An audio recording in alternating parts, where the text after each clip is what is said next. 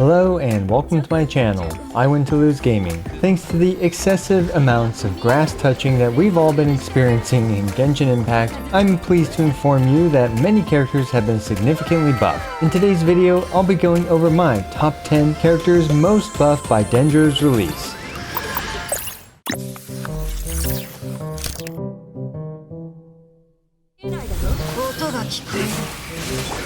Now, a list like this is most certainly going to be very subjective, as many buffs cannot be quantified. And even for those quantifiable buffs, it's still subjective as there are tons of other factors in play. Also, this list isn't in any particular order, as the order can also be considered subjective. But really quick, it's time to pay some bills, and today's sponsor is NordVPN. Are you worried about being caught fluffing over your newly acquired fluffy ears? Are you terrified of being outed as a fluffy tail enthusiast? Well, fear no more, as NordVPN will protect your privacy as you admire the tallest and fluffiest ears in all of Genshin Impact. NordVPN is obscenely easy to use, protecting up to 6 devices with a single click or even on auto connect. There are over 5,500 servers in 59 countries. I personally use NordVPN to play Phantasy Star Online 2 on the JP servers because they IP block anyone outside of Japan. So what are you waiting for? Just go to nordvpn.com/iwantolosegaming to protect your browsing experience. There are currently 3 epic deals to choose from: the standard VPN, the Plus package, which adds the Nord Locker, which encrypts and allows you to store and access files anywhere, and the complete package, which adds the Nord Pass on top of that to generate and secure your top secret passwords. You also get a bonus month on top of all the plans and products. It's risk-free and has a 30-day money-back guarantee. Just go to nordvpn.com/iwantolosegaming to get some huge discounts today. Huge thanks to NordVPN for sponsoring today's video. Anyway, let's start off with one of the most obvious and yet biggest buffs to a character, Fischl. Fischl has essentially been double buffed by Dendro. Not only was she already a good character to begin with, but Dendro has made her an even better character. With everyone using reasonable 4-star weapons, looking at this side-by-side comparison, the previous best buffer for Fischl, Bennett, ended up being significantly slower than a simple quicken on the Regisvine from our Dendro Traveler friend. Granted, this is with the stringless, which heavily favors Dendro reactions, but the point still stands as the stringless is an incredibly popular weapon for Fischl. Why is this buff so significant? Well, Fischl has 3 sources of electro application, and all of them apply aggravate, which adds a hefty chunk of flat damage. Flat damage is particularly good with low multipliers, and Fischl spams a ton of low multipliers. Anyway, I think everyone was expecting Fischl to be on this list, and I hope you're not surprised.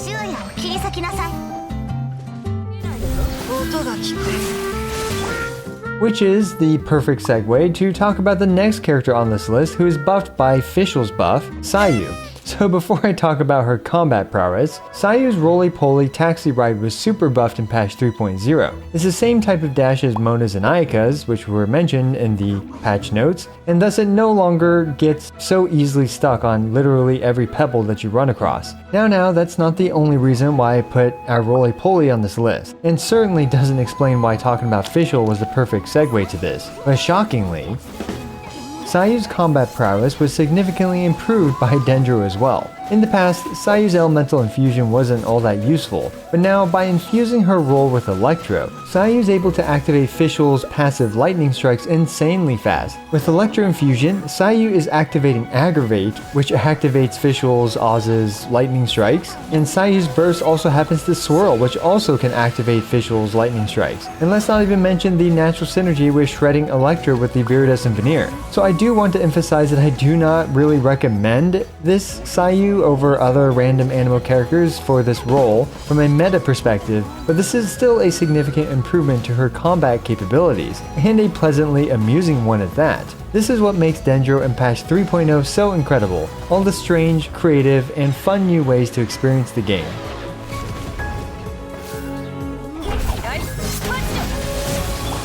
Alright, the next character is another one that's likely to be expected. It's the one that's often found in a jar. Who was that, you ask? The Cookie Jar. Insufferable jokes aside, I'll at least elaborate on this obvious choice a bit. Cookie Shinobu is an incredible, all-rounder Electro character for Dendro teams right now. Her incredibly reliable and consistent Dendro application is invaluable in today's meta, and her being the only Electro healer is just the cherry on top. This makes Kuki incredibly flexible for dendro compositions. She can be the Deepwood Memories wielder, which allows you to slap on a more damage focused set on your dendro character. She can be an instructor set user to buff the team since she doesn't really care too much about her own damage or stats. She can even do some reasonable damage if you actually do decide to build her that way, thanks to how much she can proc aggravate with her elemental burst. She can be a great Hyper Bloom activator with a pure elemental mastery build. This is literally the electro support character that can do it all for a dendro team. Not only all that, but she doesn't even need good gear to shine.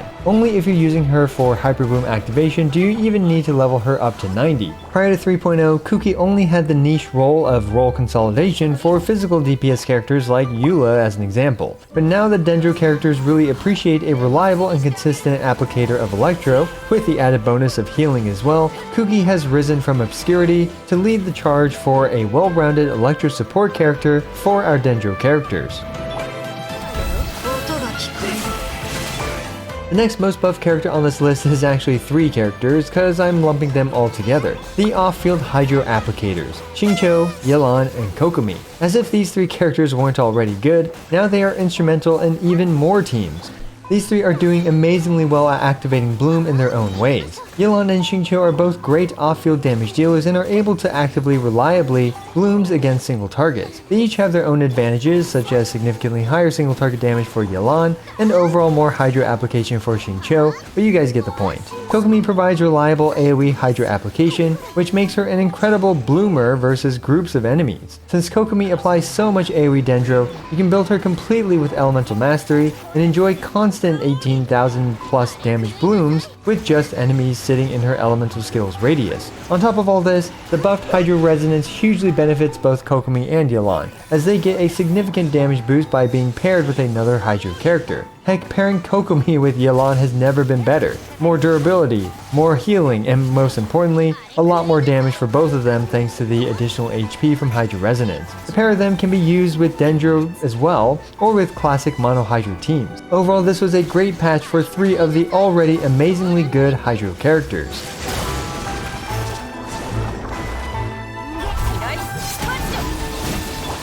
Now, I was debating on whether or not to include these 2 characters with the first entry, Fischl, but I figured I'd dedicate an entire section to them. The next characters on this list are Yae Miko and Keqing. Both of these characters have massive gains in their power levels, especially at Constellation 0 for Yae Miko, thanks to the OP new reaction, Aggravate. Aggravate adds flat damage when it occurs, and it's great on fast attacking or low ICD Electro characters. Keqing and Yae Miko apply Electro in spades, and thus are incredible beneficiaries of the Aggravate reaction. A Whale Keqing is now handily and comfortably able to easily one-cycle the Primordial Bishop, when back in the day without relying on SARS damage, she actually struggled a bit. Essentially, a dendro character has replaced Bennett in a hyper Keqing comp, which is absolutely crazy to think about. As for Yae Miko, well, she can apply a ton of Electro in a single rotation, and she is incentivized to build Elemental Mastery already, thanks to her passive which adds bonus damage to her turrets based on her Elemental Mastery. And did you know? Her Elemental Burst applies Electro on every zap. Her turrets apply Electro every round of turret fire, and her normal and charge attacks also apply Electro in their own ways. Yae Miko is able to apply a ton of Electro, and therefore activate a ton of aggravates in a single rotation. On top of all this, Yae Miko is a character who does not snapshot, which hurt her viability in the old meta, which was all about snapshotting off-field DPS characters. But now with Quicken, which is essentially always on the enemy, in a proper Quicken team, Yae Miko not snapshotting buffs is no longer the issue it once was. Both Keqing and Yae Miko have gotten a huge boost to their viability and damage output thanks to the introduction of dendro.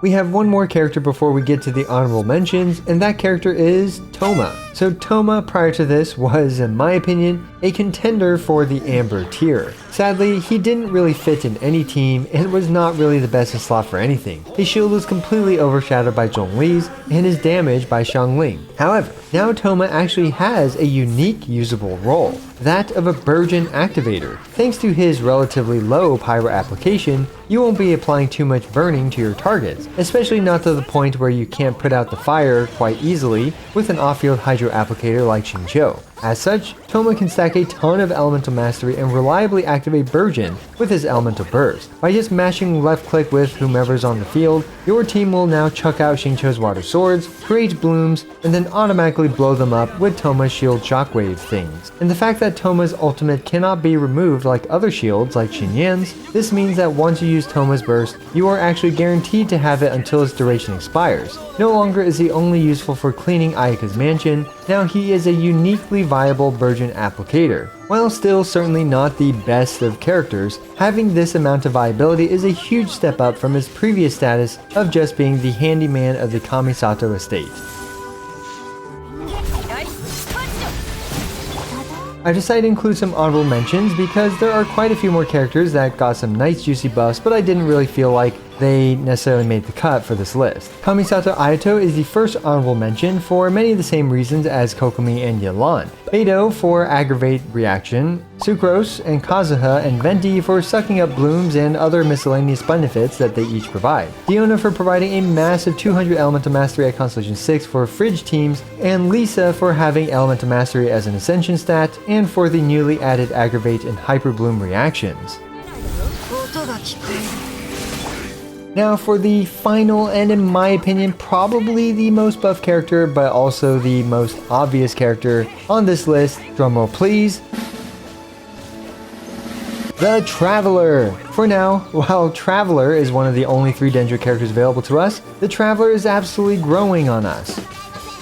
And growing on the meta. Coming from her embarrassing Electro days as a battery that needed a battery to even function, Traveler has never felt better. Her burst has some seriously juicy multipliers, and she currently has the longest, most persistent off-field Dendro application in the game. Now, not only is she currently kinda meta, she's actually literally the best option for many Dendro-based teams, like Bloom teams and Hyper Bloom teams and so on. She's also great for Quicken teams and usable for Burgeon teams. Heck, she even has the largest Dendro nuke right now with her Pyro-infused burst. This is a huge upgrade from literally irrelevance prior to this, to now the best in slot Dendro applicator for many teams. Not only all that, but she will only get better as we finally unlock more of her constellations, and Traveler will be getting more forms in the future. So that means that current investments into her character level will cross over, which makes investing into your Traveler now an actual decent thing to do with your resources. It's great to see Traveler not only make this list, but be a legitimate contender for one of the best characters in patch 3.0.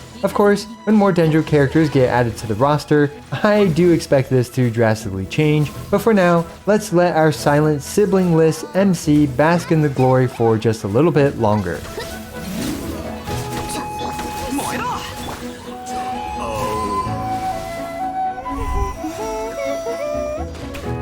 So there you go, my top 10 list of most buff characters by Dendro's release. Again, the order of this list isn't all that important since it's really subjective as to who is buffed the most. Some characters gained additional utility while others gained straight up damage. It's impossible to have a direct one-to-one comparison in a situation like that. Anyway, I hope you enjoyed this list. Let me know who you think got the biggest buff in patch 3.0. Also, I regularly make Genshin Impact videos ranging from Caesar showcases, DPS showdowns, guide videos, and more.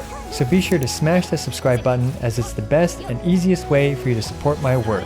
Also, don't forget to like the video and leave a comment for the YouTube algorithm. As always, I appreciate every single one of you. This is I Win to Lose, signing out.